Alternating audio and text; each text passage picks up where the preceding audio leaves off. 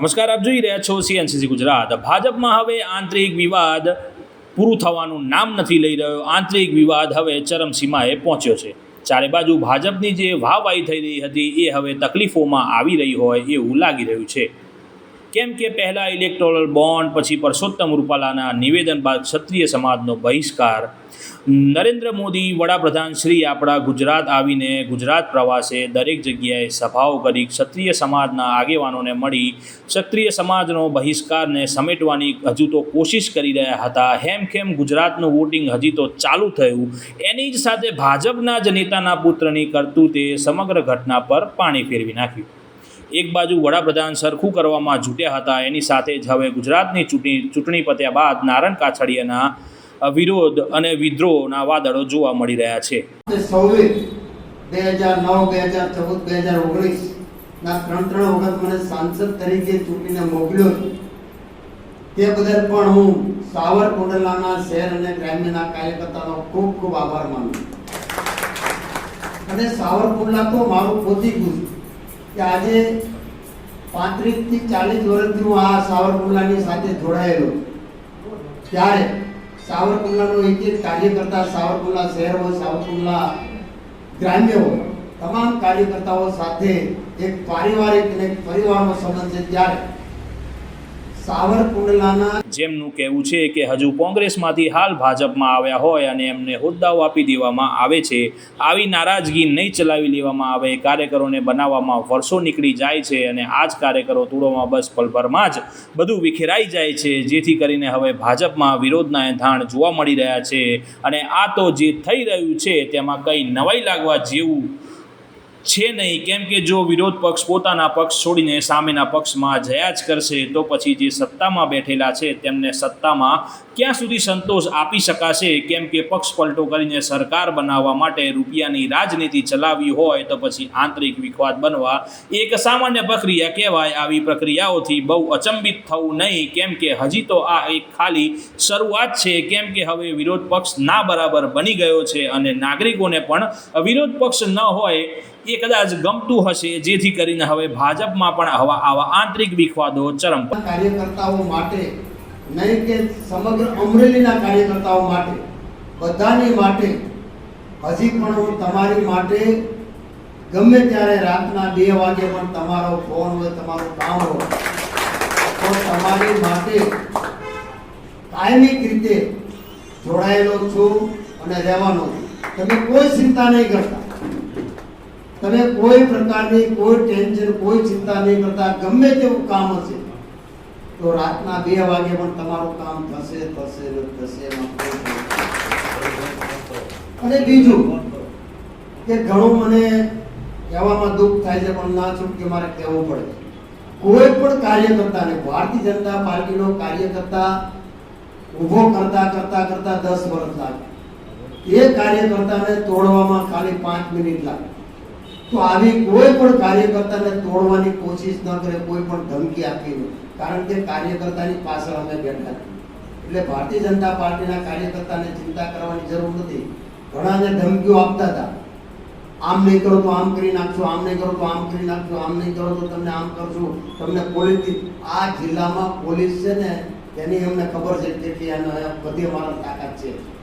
એટલે પોલીસની ધમકી મહેરબાની કરીને કોઈ કાર્યકર્તા નહીં આપવાનું। અને કોઈ પણ કાર્યકર્તાને આપણે પાર્ટીના કાર્યકર્તાઓ છે, આપણે કોઈ ખોટું કામ નથી કરવાનું, ખોટું કામ આપણે કરવાનું પણ નથી। એટલે આપણે કોઈથી ડરવાનું નથી, કારણ કે ભારતીય જનતા પાર્ટીનો આપણે ગળામાં કેસ નાખેલો। અને આજે જે ગઈકાલે દિલીપભાઈનો લગભગ તો બધી જગ્યાએ તમે જોયું કે કોંગ્રેસમાંથી કે આપમાંથી સવારમાં આવે, બપોરે એમને હોદ્દો મળે, બીજે દિવસે એમને કેબિનેટની મંત્રીના પદ મળી જાય, સંગઠનના પદ મળી જાય, ધારાસભ્યની ટિકિટો મળી જાય। તો ભારતીય જનતા પાર્ટીના એક સાંસદ તરીકે તમે પાર્ટીની અંદર લો, અમને કોઈ વાંધો નથી। પાર્ટીના નિયમ પ્રમાણે આપણે લેવા જોઈએ અને લઈ આપણે સરવાળો। આ બધી વાતોમાં ભાજપની પરેશાનીઓ પૂરી થવાનું નામ નથી લઈ રહી અને નવી પરેશાનીઓ એક એક કરીને સામે આવી રહી છે। ભાજપના વરિષ્ઠ નેતાઓ આને સમેટવાનો પ્રયાસ કરી રહ્યા છે, તેની સાથે દરેક જગ્યાએથી ક્યાંક ને ક્યાંક આવી નાની મોટી ખામીઓ બહાર આવ્યા જ કરે છે, જેથી કરીને સરકાર બનાવવા અને વોટિંગમાં પણ મુશ્કેલી જોવા કદાચ મળી રહી છે. રિઝલ્ટ આવવામાં હજુ સમય છે. કરવાનો છે, બાદબાકી નથી કરવાની એ અમે માનીએ છીએ, પરંતુ ભારતીય જનતા પાર્ટીના કાર્યકર્તાને ભોગે નહીં. ભારતીય જનતા પાર્ટીનો કાર્યકર્તા 35 વર્ષથી ઘૂંઘટ પાથરતો હોય, ભારતીય જનતા પાર્ટીના ઝંડા લગાડતો હોય, ભારતીય જનતા પાર્ટીના નારા લગાડતો હોય, અને તમે કાલે સવારે લઈ આવો એ તમે સ્ટેજ ઉપર બેસતો હોય અને ભારતીય જનતા પાર્ટીનો કાર્યકર્તા સિનિયર કાર્યકર્તા હોય એ સામે બેઠતો હોય, એ કેટલા અંશે વ્યાજબી છે? અને ભારતીય જનતા પાર્ટીના કોઈ પણ કાર્યકર્તાને સાઇડલાઇન કરી અને કોઈને તમારે હોદ્દો કે તમારે પદ આપવું જે કાલ સવારે આવતા હોય એમના માટે તો ક્યારેય અમે સ્વીકારી ન શકીએ.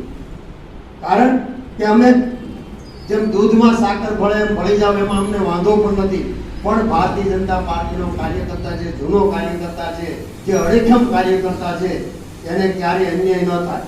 કારણ કે આજે આપણી સત્તા છે, આપણી રૂલિંગ પાર્ટી છે, અને આપણે રૂલિંગ પાર્ટીમાં હોવા છતાં આપણી માટે આટલી મોટી ફોજ છે, છતાં પણ આપણે સામે પક્ષે કશું નથી, એક પણ કાર્યકર્તા નથી, એક પણ નેતા નથી, એનું કોઈ નેટવર્ક નથી, એમની આગળ કોઈ સત્તા નથી, છતાં પણ આપણને હંફાવે છે. તો એમની પાછળનું પણ કંઈક કારણ છે. એમની પાછળનું પણ કંઈક કારણ છે કે આટલી મોટી આપણી પાસે વિશાળ કાર્યકર્તાઓની ફોજ છે, આપણી પાસે આટલી મોટી સત્તા છે, આપણી પાસે બધી જ વ્યવસ્થાઓ છે, છતાં પણ આજે વિપક્ષ આપણને હંફાવી દે ત્યાં સુધી આપણે ઇલેક્શનમાં આપણે જોઈએ છીએ. તો એની પાછળ આજે કાર્યકર્તા જે આ ઇલેક્શનની અંદર ખાલી અમરેલી લોકસભાની અંદર 1.5 લાખ મત ઓછા પડ્યા છે. અમરેલી લોકસભામાં 1.5 લાખ મત ઓછા પડ્યા છે. એનું કારણ છે કે મતદારોની નિરસતા, કાર્યકર્તાઓની ઉદાસીનતા, અને ઉદાસીનતા અને નિરસતા એટલા માટે કે આજે તમે જે કંઈ કરી રહ્યા છો એ પાર્ટીથી ખરેખર કાર્યકર્તાને નારાજ કરીને કરી રહ્યા છો. આજે આવડી મોટી ફોજ આપણી પાસે છે. જ્યાં આપણે 2019માં આપણી પાસે જિલ્લા પંચાયત નહોતી, એક પણ તાલુકા પંચાયત નહોતી, એક પણ નગરપાલિકા નહોતી, એક પણ ધારાસભ્ય નહોતો, છતાં પણ આપણે 2 લાખ કરતા વધારે મતથી જીત્યા હતા. 80,000 મત કોંગ્રેસના ધારાસભ્યોની લીડ કાપી અને આપણે 2,01,000 જીત્યા હતા. તો આપણે 3 લાખ મતથી આપણે જીત્યા હતા. તો આજે આપણે આ પરિસ્થિતિ આપણે આવી છે, એની પાછળનું પણ કંઈક કારણ છે. સાહેબ, 3 વાર પાર્ટીએ મને ટિકિટ આપી, હું પાર્ટીનો આભારી છું, મને કોઈ રંજ નથી, પરંતુ તમે જે સિલેક્શન કર્યું છે ને કે તમે અમરેલીની 23 લાખની વસ્તી અને તમે 17.5 લાખ મતદારોનો દ્રોહ કર્યો છે. ભારતીય જનતા પાર્ટીએ દ્રોહ કર્યો છે. દિલીપ સંઘાણી હતા, મુકેશ સંઘાણી હતા, ડોક્ટર કાનાભાર સાહેબ હતા, બાબુભાઈ ઉદાણ હતા, હિરેન હેરપરા હતા, કેશુભાઈ નાકરાણી હતા, કેટલા ભારતીય જનતા પાર્ટીમાં મજબૂત ચહેરાઓ હતા. તો તમારે સામાન્ય જે વાત ન કરી શકે, ગુજરાતીમાં પણ એક ઇન્ટરવ્યુ ના આપી શકે, જે બોલી ન શકે એવી વ્યક્તિને તમે ટિકિટ આપીને ભારતીય જનતા પાર્ટીના કાર્યકર્તાને તમે દ્રોહ કર્યો છે, તેમાં મને કહેવામાં જરા પણ એટલી શોક્તિ નથી. અને આવનારા સમયમાં સમગ્ર જિલ્લાના કાર્યકર્તાનો હું અહીંથી મેસેજ આપું છું સાવરકુંડલાથી કે તમારો નામચંદ નારાયણ કાછડિયા અત્યારે હજી પણ જીવે છે તમારી માટે, અને ભારતીય જનતા પાર્ટીના કાર્યકર્તા માટે છેલ્લા શ્વાસ સુધી હું લડી લેવાના બોલું, છેલ્લા શ્વાસ સુધી. એટલે કોઈ કાર્યકર્તાએ મૂંઝાવાનું નથી, હું તમારી સાથે છું અને રહેવાનો છું. આટલી જ વાત કરવી છે. અને દિલીપભાઈ સંઘાણી જે આજે ઇફકોના મોટામાં મોટી વિચરણી જે સંસ્થા છે એના ચેરમેન બન્યા છે, એમના માટે આપણે સૌ સાથે મળી અને ફટાકડા ફોડી અને એમને ચેરમેન પદને આપણે આવકારીએ. આટલી જ વાત કરવી. તમામ પ્રક્રિયાઓ ઇલેક્શન દરમિયાન બની તે રિઝલ્ટ બાદ પ્રજા સમક્ષ આવી જ જશે. Bureau chief CNCC Gujarat, Patan.